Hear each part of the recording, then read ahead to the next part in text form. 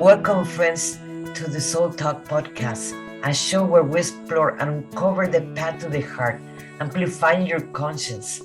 Join me as we meet incredible souls who are in this journey and learn from their experience and different methods that will make you vibrate your heart. Let's get into it.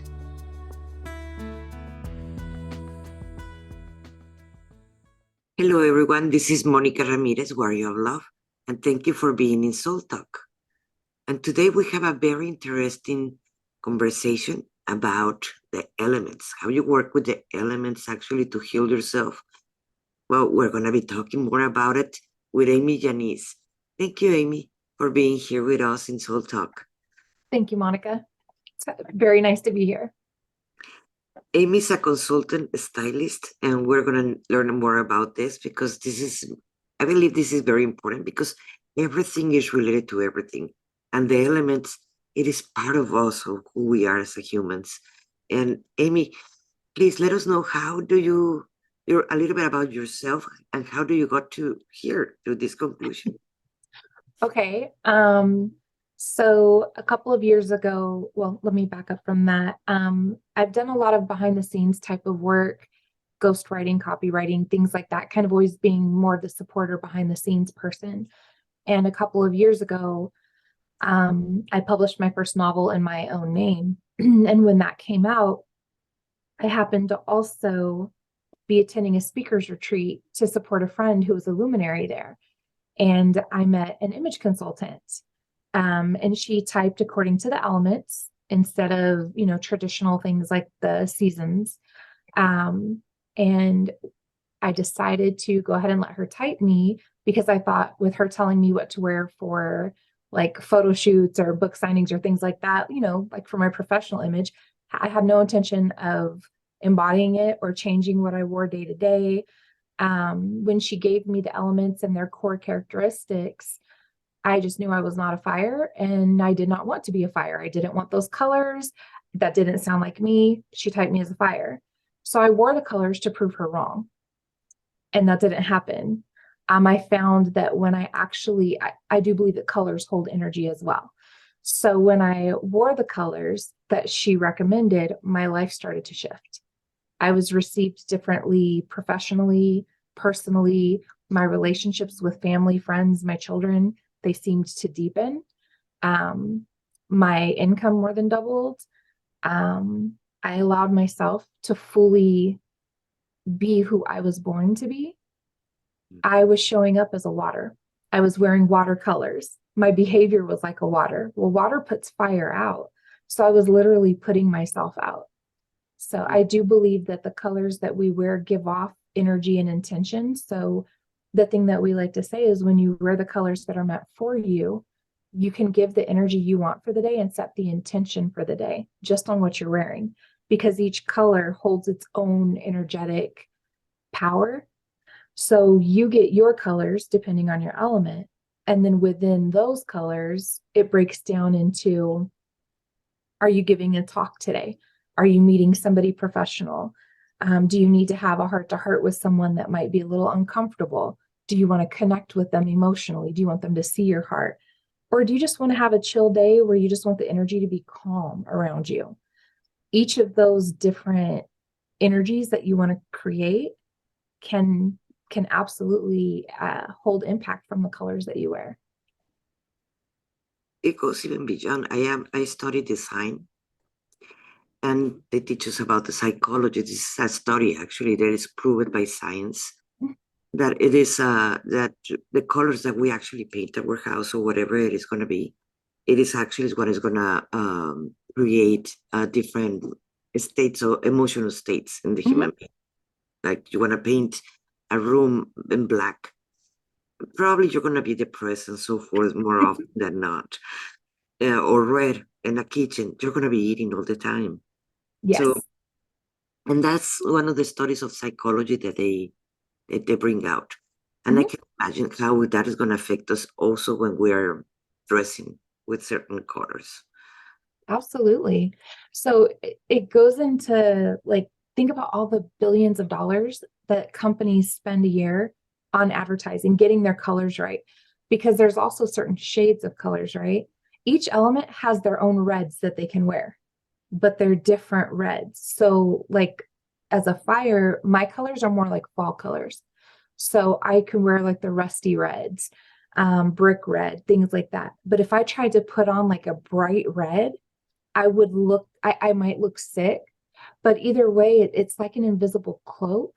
So it's kind of like when you're trying to connect with somebody or with the world or you're presenting or anything that you're doing, it's like saying, hey, see me, look at me. Well, you can't because there's this invisible cloak there. So even though there might be a connection, there might be some, you might resonate a little bit, there's still subconsciously a disconnect on both sides. Because if I'm not in the right colors, I'm not aligned with my element, with who I am. So I'm not all the way confident. I'm not all the way comfortable. I'm sending you a message not to trust me or not to connect with me. And you're receiving that, even if it may be completely subconscious. I noticed I was received differently when I started wearing those colors, but it's not just the colors. It's when you look at the whole big picture of it. Certain characteristics that I displayed when I was a child, through different traumas, I covered those up. I learned to behave a different way because I got a different outcome, right? We learn through conditioning or whatever the case may be, how we need to show up. Mhm. So there was a couple of traumatic incidents when I was around 8 years old with my father, and I quit trusting myself.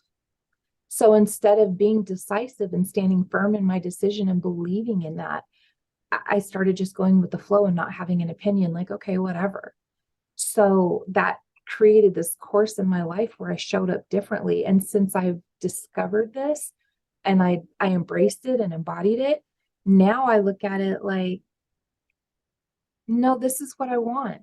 This is my opinion, and I stand firm in it because I gave myself permission to be who I am, who I was born in this lifetime to be. So it's an internal thing, but it comes outward. So the colors hold their own energy, but it's also self-work because we get to kind of see and identify like, oh, I've been denying that part of me. And when you give yourself permission to step into every part of who you are, magic things happen. Yes, I totally can see that. It is, but at the same time, how do you know that what is you go with the signs? Because I know the signs also have their own colors. Scorpio with water. Like I am, and No, so we don't go off of the astrological signs. Um, it does have some things to do with like your hair, eye, and skin color. Just like when people get typed by the seasons, that's the more traditional method. And our palettes are seasonal because they're congruent, pleasing palettes. But it's also based on the shape of your features, like the shape of your cheeks, your jawline, your nose. We put you in different. So if I were to do it virtually, I would send you a typing kit and it's going to have different cloths and things in it. So then we meet on Zoom and the lighting has to be good. And we try to have just a white plain background. You would put the cloths on you and I see how your eyes and skin react to the colors. So most of us think that we look great in black because the fashion industry tells us that, right? They tell us, oh, it's slimming. It looks great on everyone. It goes with everything. That's not really true. Black only looks good on about 15% of the people. That means the rest of us are wearing an invisible cloak every time we put on black, but it's one of the most common colors in fashion. So your eyes and your skin react differently to the colors. I also ask questions about your core personality traits, what you were like as a child. Kimberly Crow, she is an air. So airs are fun. They are all about fun. Her slogan is, if it's not fun, it's not worth doing. yep. So she's in her particular shade of red that gives her that passion, that energy. She shows up well in that. But if you were to put her in black, she's going to look more pale and she's not going to look the same. And it's also going to bring her energy down a little bit. Most people would never recognize that. But if you kind of know her or you see that, you would know. So like after I take my clients on this journey, I show them the pictures. When you're in the wrong colors, when you know what to look for, you'll start noticing different imperfections in the skin. So when I typed one of my sons, he has scars on his face. And when I had him in the wrong colors, one of them, he looked ill. Like his skin was like really blotchy and pale. Another color, his scars were very pronounced. And then in the right color, everything smooths out. Your skin smooths out, your eyes smooth out. But in person, there's other things I can do, like the texture of your forearm right here, the skin.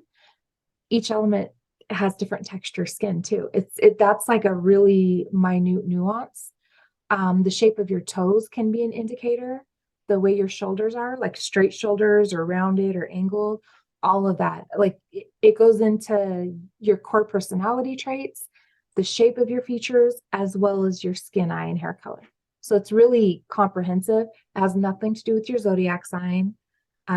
It's just who your core element is at what your element is at the core of your person. I got mixed up there. My apologies.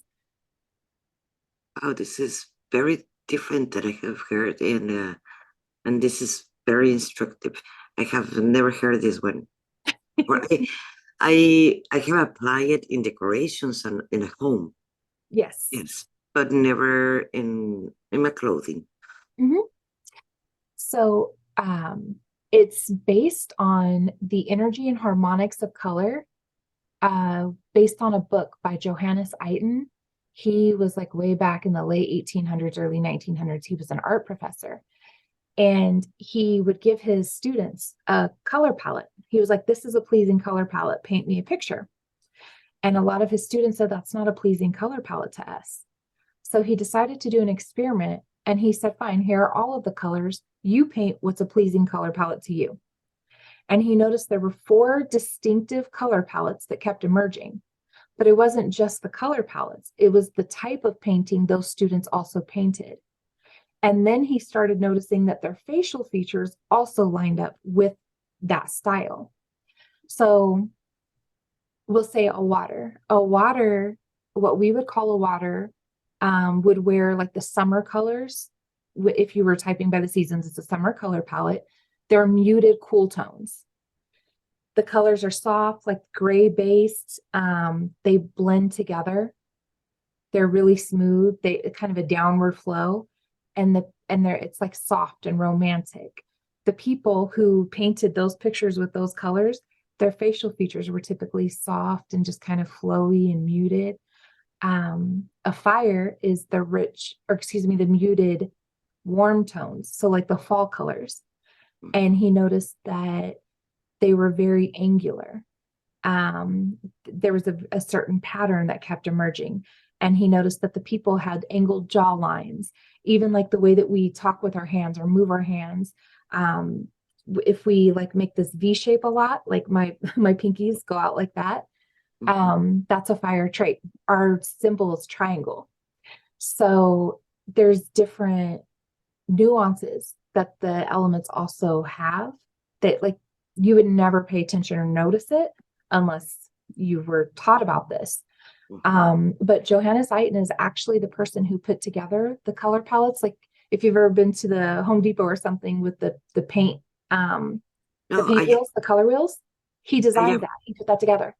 I am an artist. Those are my artwork. So Oh my goodness, you're amazing. Those are beautiful. thank you. So this is very, very interesting.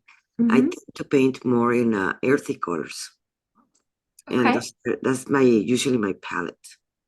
And So when you say earthy colors, do you mean like the rich jewel tones or do you mean like the browns, the greens? browns, it can be even a blue, but it is going to be more earthy. It's going to be more toned down, not the brilliant one. I can dress Okay. brilliant, but I will not paint so brilliant. Even if we have all the artists, we have temporaries that the blues, like even this famous the blue time or the red time, Yeah. but we have our own palettes that Mhm. we tend to paint. In my case, it is more earthy, like kind of the Archangel. That's more my palette. That I paint Okay. once in a while just to have something that is more vivid.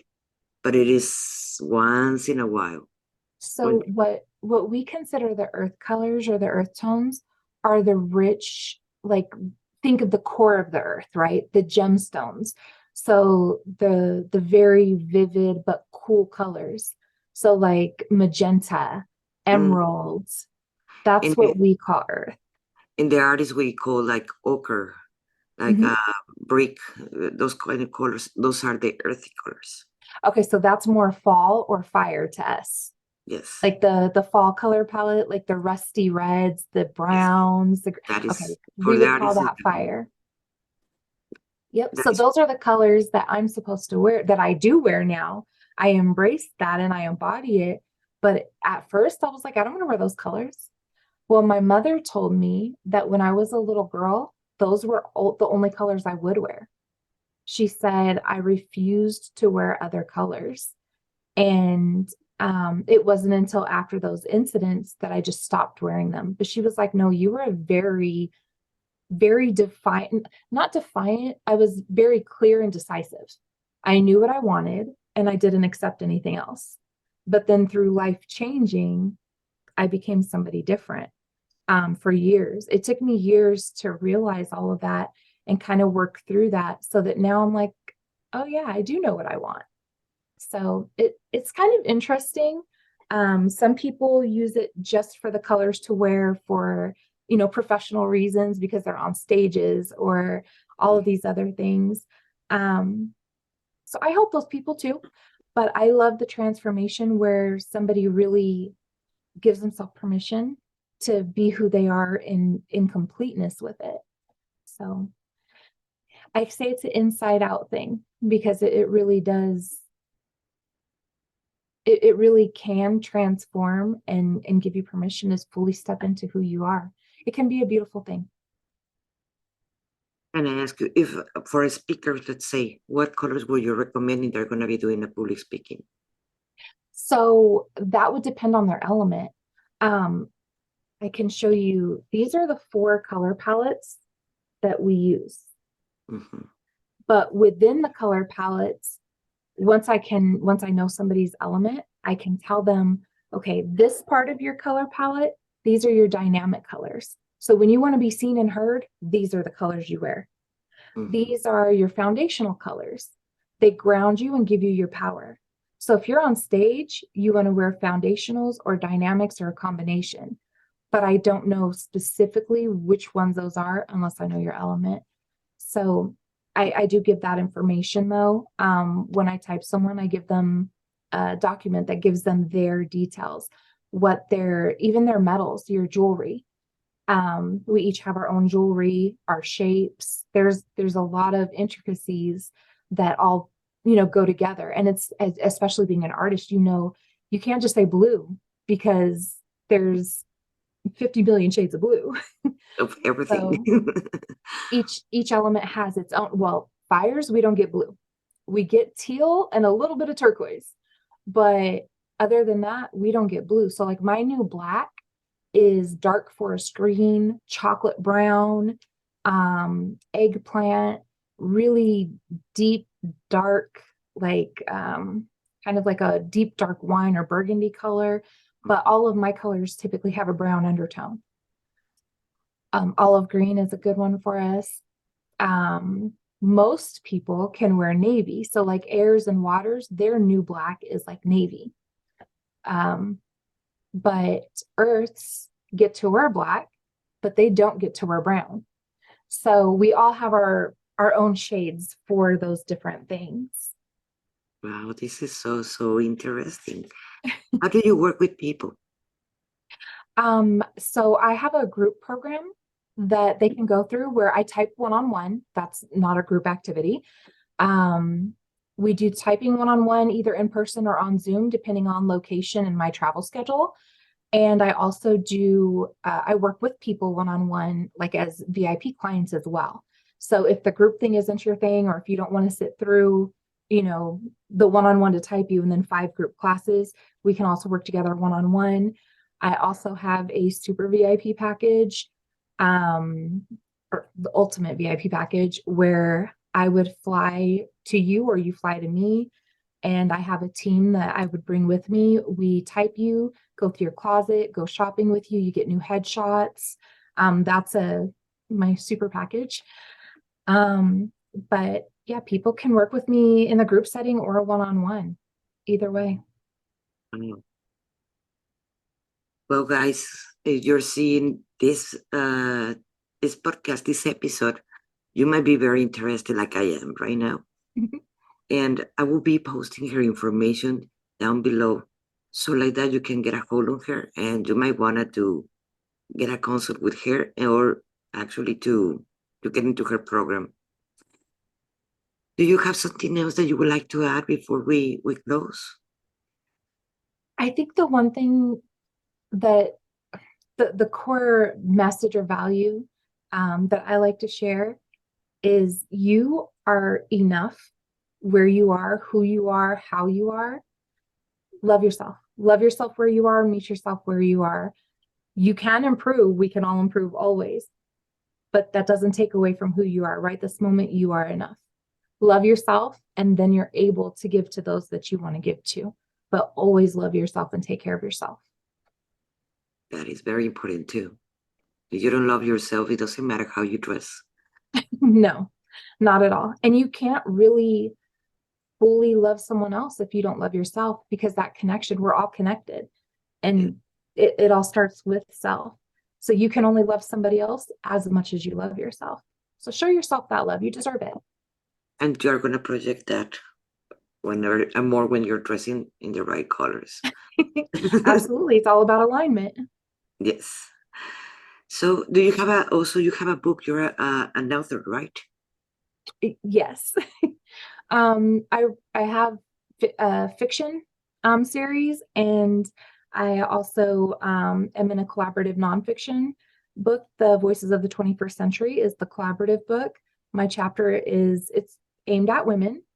And my chapter is collaborate, don't compete. I don't believe in competition in the greater scheme of things, because I believe we're connected. So what's for you is for you, what's for me is for me. And if we are so worried about trying to be better than the next person, we're putting everyone's light out. But if we encourage and accept everyone for the gifts that we bring, we shine brighter together. That's my philosophy on that.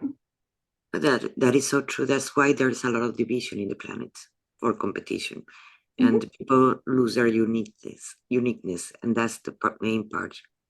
Absolutely. I don't want to be like everybody else anymore. There was a period of time where I did, because I thought I was supposed to be. I wanted to be normal. What is normal? Normal is being you, because nobody else can be you. And no one should say what is normal, because there is no normal. No, no, I agree with not you. at all. So, guys, if you wanted to share this video, it may help someone else beside of you, and let us know in the comments. Remember, her information is going to be down below, and the links to contact her and getting to her programs of Amy is going to be down below. So, thank you for watching Soul Talk, and my name is Monica Ramirez, the Warrior of Love, and thank you for being here. Bye. Thank you, Monica.